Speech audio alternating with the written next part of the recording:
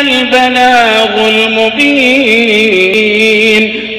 Assalamualaikum warahmatullahi wabarakatuh. Mga kapatid, pumili po ng magiging kaibigan. Bakit?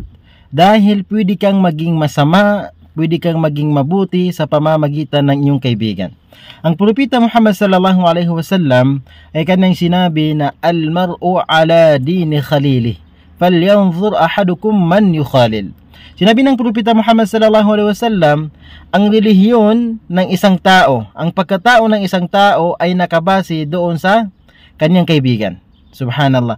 Kapag ang iyong kaibigan ay mabuti, siya ay nagsasagawa, sinasabuhay ang pananampalatayang Islam, siya ay nagsasagawa ng sala, ikaw din ay napapabilang o ikaw din ay nakakapagsagawa ng sala.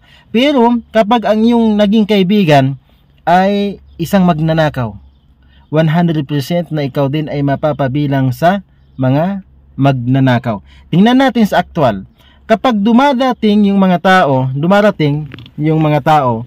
na mga ulama, mga da'iya, na kahit na mayroon silang kasamang hindi ustad, hindi ulama, hindi da'iya, ang sasabihin ng mga tao, subhanallah, paparating ang mga ulama.